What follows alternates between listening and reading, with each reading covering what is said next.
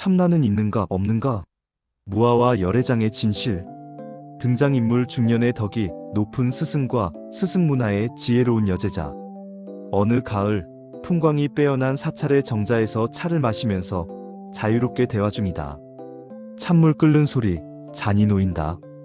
스승님, 수행을 하다 보니 이상한 현상을 종종 만나게 됩니다. 생각은 멎었는데 멍하지 않고 완전히 깨어 있습니다. 나라는 감각은 사라졌는데 또렷함은 남아 있습니다. 이걸 어떤 분은 참나라고 부르고 어떤 분은 무아라 하고 또 어떤 분은 열애장이라 합니다. 도대체 어느 쪽이 맞습니까? 오늘 우리가 다룰 대상은 언어로 완전히 설명될 수 없는 현상이다. 맞고 틀림을 가르기 전에 먼저 묻자.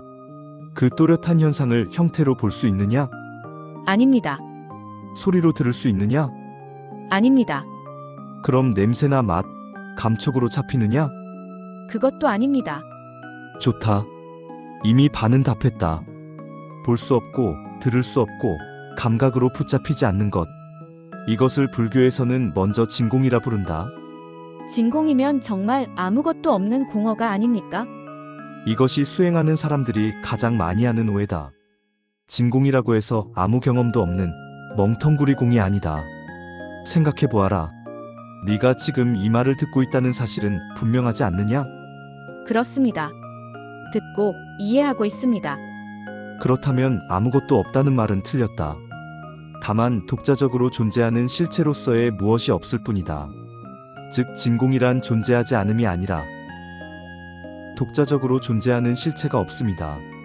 그럼 분명한 알아차림의 작용이 있는 이 상태는 무엇입니까? 그래서 붙는 말이 묘이다. 생각이 일어나고 알미 일어나고 연기가 작동하고 자비와 지혜가 발현된다. 그런데 그 모든 작용의 주인이 있느냐? 없습니다. 일어날 뿐입니다.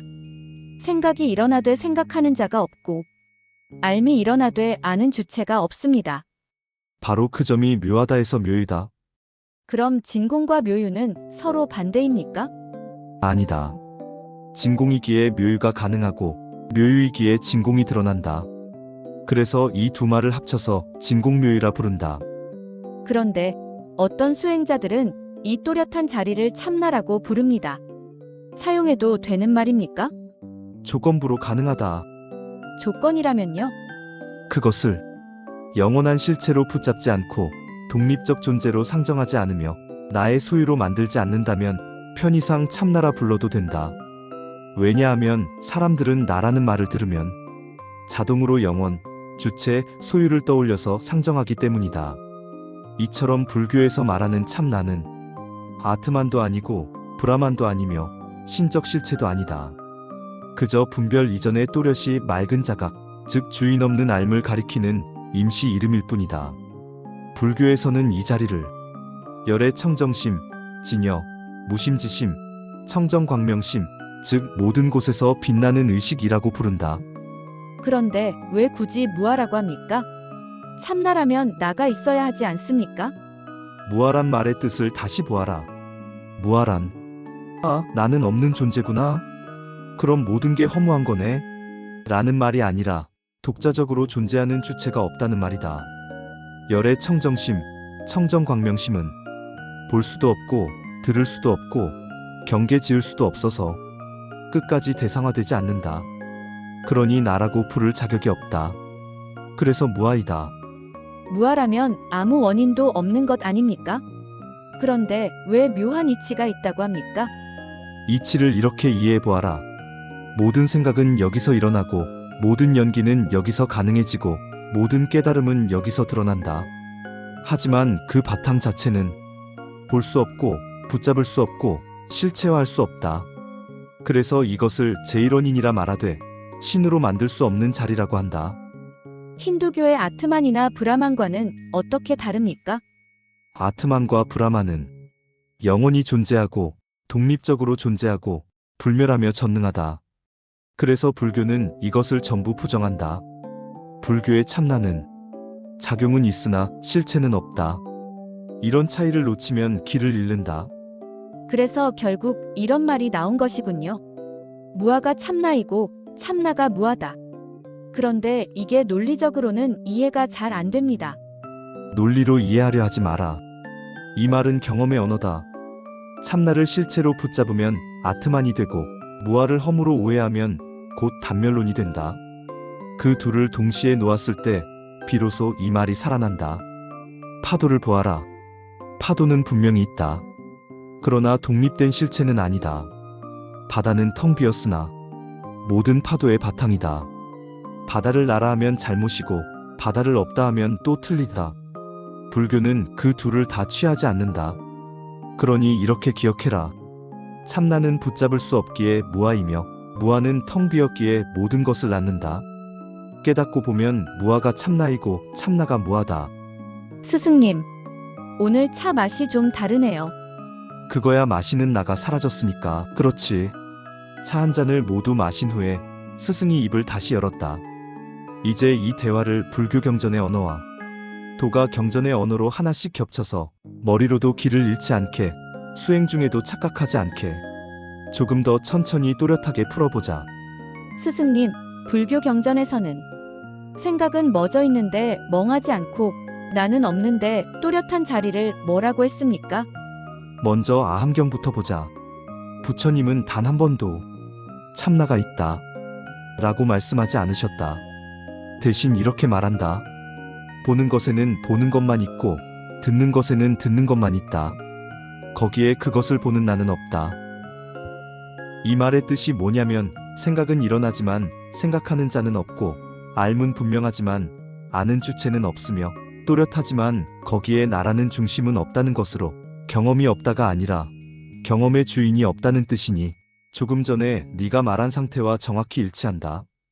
그래서 초기 불교에서는 이 자리를 아무것도 없음이라 하지 않고 무아라고만 말한다. 괜히 이름 붙이면 곧 붙잡기 시작하기 때문이다. 그런데 수행자들은 늘 이렇게 묻는다. 스승님, 분명히 또렷한 무엇이 있는데 이걸 그냥 없다고만 하면 너무 허전합니다. 그래서 대승불교에서 방편 언어가 나온다. 일체 중생에게 열애장이 있다. 대승기신론. 열애장은 공하지만 단멸의 공이 아니다. 능가경. 한 생각 일어남이 곧 법계요. 법계는 본래 청정하다. 화엄경. 이 말들의 공통점은 이것이다. 진공이라고 해서 멍텅구리 공이 아니다. 작용은 분명히 있다. 그러나 실체는 없다. 붙잡으면 즉시 잘못된다. 그래서 붙은 이름들이 바로 이것이다. 열애장, 청정광명심, 무심지심, 진여, 법성. 이 이름들은 전부 경험을 가리키는 손가락이지 붙잡으라고 준 실체가 아니다. 스승님, 이 참나라는 말은 왜 위험하면서도 쓰였습니까? 불교에서도 솔직히 인정한다. 이 자리는 너무 또렷해서 사람들은 반드시 나라고 착각한다. 그래서 선종의 경전인 육조단경에서는 이렇게 말한다. 본래 한 물건도 없다. 그런데 동시에 또 이렇게 말한다. 본래 자성은 항상 밝다. 이게 뭐냐면 없다고만 하면 수행이 죽고 있다고 하면 즉시 망상이다. 그래서 선사들은 일부러 위험한 말을 쓴다. 이것이 바로 참난이라. 그 순간 제자가 붙잡는지 안 붙잡는지를 보려고 말이다. 제자가 이 말을 붙잡으면 바로 몽둥이 맞는다. 그러면 스승님, 도가는 이 자리를 어떻게 말했습니까? 이제 도가로 가보자. 놀랍게도 표현만 다를 뿐 가리키는 자리는 같다. 노자 도덕경 1장에서는 무는 천지의 시작이고 유는 만물의 어머니다라고 했는데 이 말은 불교식으로 하면 딱 이거다. 무는 진공이고 유는 묘유지. 그리고 노자는 단호하게 말한다. 도는 말로 표현할 수 있지만 진정한 도는 말로 규정될 수 없다. 이 말은 도는 말로 설명되는 순간 이미 가짜라는 뜻이다.